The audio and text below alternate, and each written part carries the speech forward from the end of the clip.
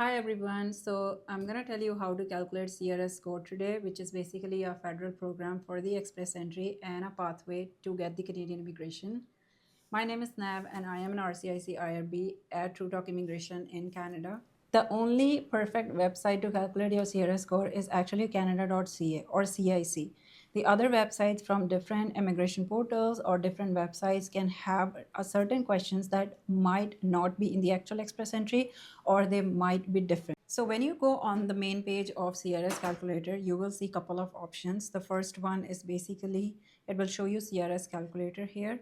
The first and foremost question is, are you married, are you single, or what's the situation on your marital status? So basically, if you're considering someone who has done bachelor's or who is a high school student, because that's most of the population in Canada right now who are looking to get permanent residency. So let's select someone who is single, and someone who has done a bachelor's degree would sit around the age of 25, 26. It can be something else, don't get me wrong, but I'll say let's just select 26. And for example, when you come to level of education, this is really, really important. This is where people make a lot of mistakes. So this one is if you have earned a Canadian degree, diploma, or certificate, or if you have the equal education equivalency, which is if you have done your bachelor's degree from somewhere else, not in Canada, and you need to have a ECA done from certain institutions, for example, WES, ICAS, IQAS, and please make sure that as their registered partner or someone who is recognized by CIC. So for example, if you have a Canadian degree and you also have a bachelor's degree, you will select two or more certificates. Please make sure that this is where a lot of people make mistakes. They usually think it's bachelor's degree. No, it is two or more certificates. You have done more than a bachelor's degree, whether it's a 1 year program in Canada, 2 year program in Canada, it still counts for two or more education. And for example, if you are going for a JD program, if you have done LLB, most of the times, these kind of, or medical students who have done something regarding being a doctor in India, for example, they will usually receive something like professional degree needed to practice in a licensed profession on their WES or on their education equivalency. That being said, they will usually select master's degree. Doesn't matter if your highest education in Canada is postgraduate or postgraduate diploma, they will still select master's degree or professional degree needed to be practiced in a licensed profession.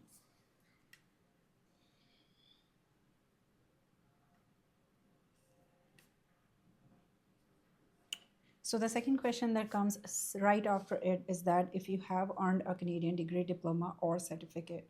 That being said, you will select yes if you have done so. So for this video, for example, I'll select a person who has done a Canadian degree or diploma, and I will select yes and an answer for that.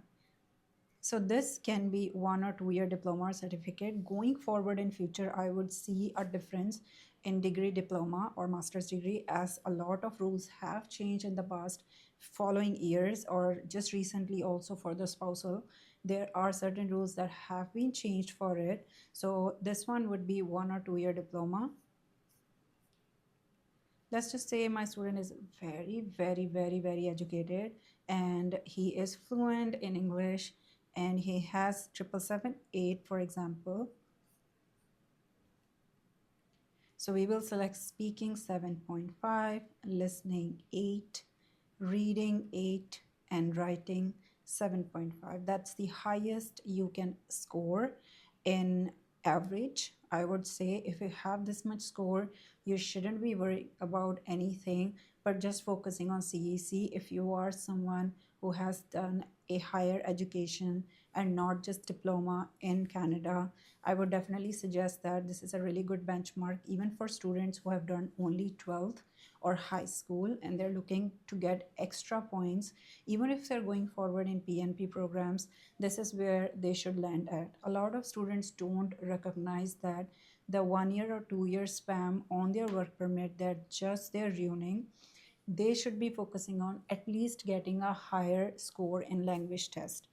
You will see a lot of times students do miss opportunities in PNP programs just thinking that their score is lower, but they do not recognize the other factors that are contributing towards a lower score. So I would suggest, especially for students who have done 12th or high school, that they should focus on adding another language or at least increasing their English language test score. Going forward, a lot of students are very scared of learning French, which is not a recommended thing. And I would suggest that try to go ahead and learn French, because it's not just helping you in getting more options for your permanent residency, but at the same time, it is building up towards your future. So a lot of jobs, especially that are related to federal, they also require someone who understands French. So this is not just for today or tomorrow or for your PR. If you are thinking to settle in Canada, this is a really good option. Next comes the work experience. So basically, someone who is in Canada should have at least 1 year of experience on their express entry if they don't have any foreign work experience. Without the 1 year of experience, you are not eligible to go into express entry. And once you're done with your express entry, it will give you a result of ineligible express entry. So please make sure that you have at least 1 year of work experience, whether in Canada or outside Canada. So this one, I will just say none or less than a year. For now, I am not going to give this person a lot more score than hypothetically a lot of average people carry. Most of the students who come after bachelor's degree or even after high school don't tend to have a lot of experience. So I will just say that none or less than a year. This is really important. This is where a lot of people miss. So this is not something which is recognized everywhere. So there are certain traits that only are recognized by Canadian province as regulatory. So this is something really important. This is for the people who have a recognized trade and they have a certificate of qualification. Not every qualification is at the level of a certificate that will give you 50 points. For example, if this person was doing job as a welder or a mechanic, for example, they will qualify for this if they have a certain number of hours done and they also have a supportive documents to show the same. They will send their documentations to the trade of their province or to the regulatory body of their province. They will then call the person for a test or examination that will give you a result whether you qualify for 50 points or not. So please make sure that you need to go and check your provincial website that gives you COQ, that if your education or your experience qualifies for this. So I'll just say no for this one because a lot of people don't have this. And then this is important. So LMIA is going to go away in spring 2025. So I'll just say no for now because I don't want to give a lot of hopes for this one. No nomination as of now, because if I give yes, that will give straight away 600 points and this person qualifies, which is hypothetically not really realistic for everyone at this point. Next one is this. I hope you have one or the other person who is a PR or Canadian citizen, because this will give you 15 points. Guys, 15 points are a lot, but I know not everyone is in the same boat. So I'll just say no for this one. So at the end of this, you will see there are so many factors that qualifies you for a CRS, not just one thing, but so many of them. For example, also if you have a spouse who has a level of education, he or she has done a language test, and they also have a Canadian experience, that is a plus point for you.